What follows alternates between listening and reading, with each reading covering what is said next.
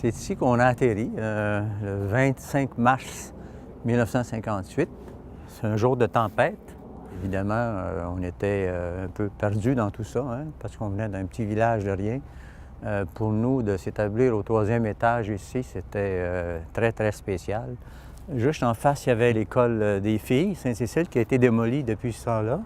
On voit l'église Saint-Jean-de-la-Croix et au fond, là-bas, l'école Saint-Jean-de-la-Croix, l'école des garçons.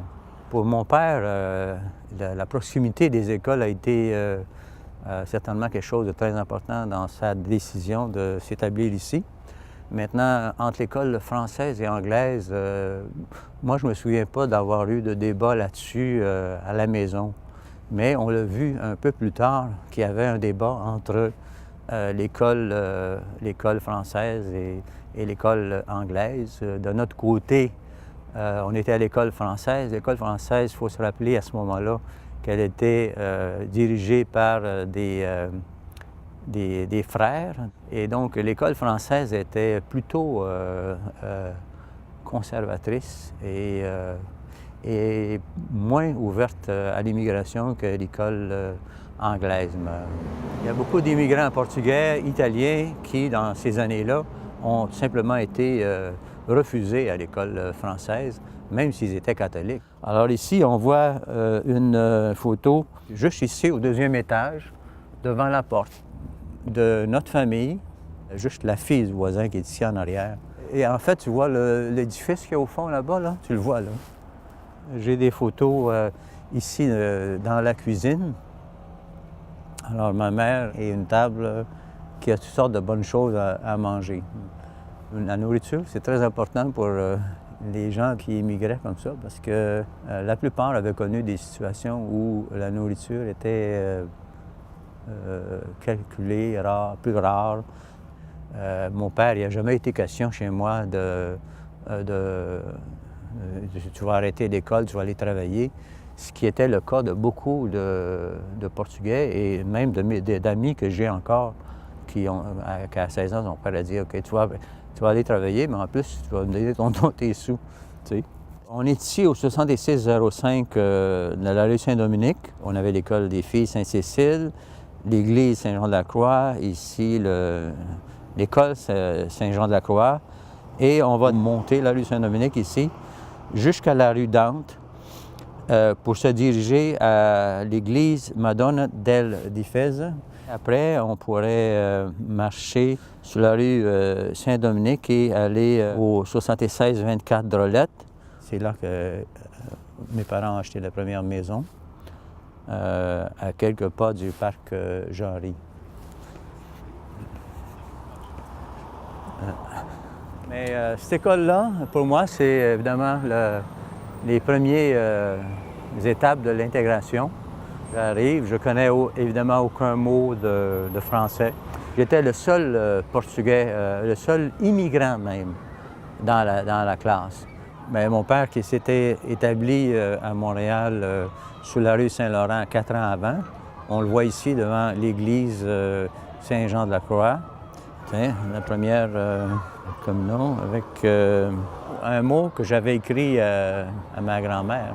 Oferece o meu retrato com prova de grande amizade, muitos beijos na minha avó. Donc, je vous offre cette photo avec toute mon amitié à ma chère grand-mère. Ici, à Montréal, comme à Toronto, vous avez surtout une immigration açorienne. Le Portugal, il ne faut pas oublier, est à 2000 km des Açores. C'est très loin. Les Portugais qui vivent sur le continent, ils vont immigrer en Europe.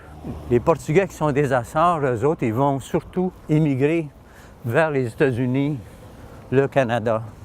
Je vais aller de l'autre côté parce que je vais vous montrer une photo.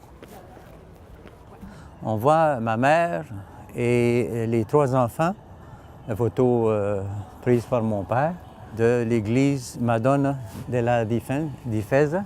On voit aussi l'école. Il y avait des fêtes qui ressemblaient beaucoup aux fêtes qu'on avait aux Açores. Des fêtes religieuses, catholiques. Il y avait une plus grande ressemblance Et c'est ce qu'on venait chercher ici. On était, comme vous voyez, à quelques pas de chez nous. Ça, c'est la première maison que mon père a achetée à Montréal en 1963, 5 ans après notre arrivée et 9 ans après son arrivée à lui. Mon père et ma mère devant la maison, probablement un dimanche. Ils sont décédés dans cette maison-là en 1988, donc 63 à 88, 25 ans.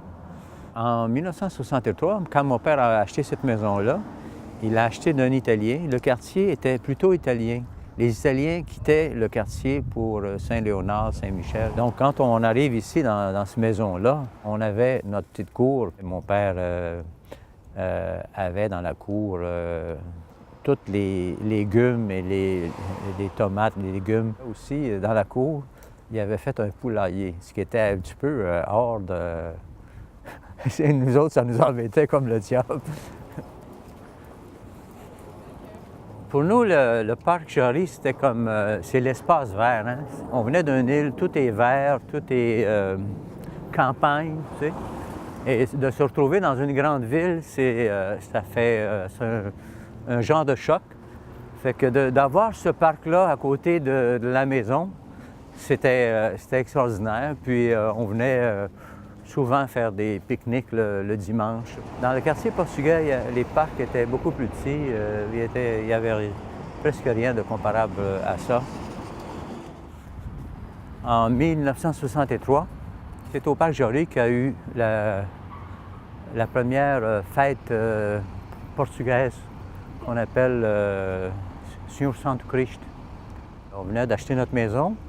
On avait un grand sous-sol. Et plusieurs amis de la famille qui vivaient dans le plateau, là, dans ce coin-là, il n'y avait pas de sous-sol. Alors, ils sont venus ici, ils sont venus voir la fête, puis on a continué ça chez nous avec plein de monde. C'était plein de monde. J'ai une photo ici avec mon plus vieil et meilleur ami, Roger Montaigne, qui habitait aussi dans le quartier. Comme on voit ici, c'était un peu l'époque des Beatles.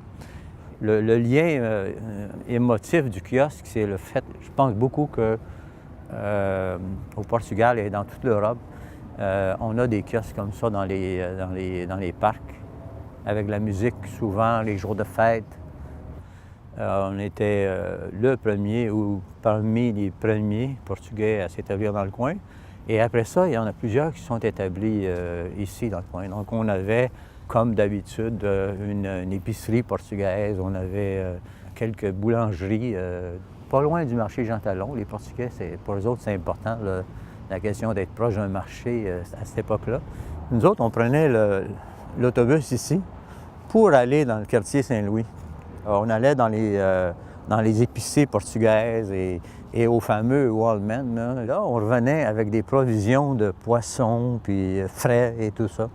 Et ce qui était drôle, c'est que, moins drôle à l'époque, c'est que quand on revenait dans l'autobus à 55 avec ces cargaisons de poissons-là, les gens, c'était pas long qu'ils s'apercevaient qu'il y avait des odeurs Ça, aller là ou aller au marché Jean Talon, c'est deux choses qui m'embêtaient. Au marché Jean Talon, c'est à cause du fait que à cette époque-là, ils vendaient des poulets, des lapins vivants pour nous autres, pour les enfants, et surtout moi, parce que souvent c'était moi qu'il fallait qu'il y aille.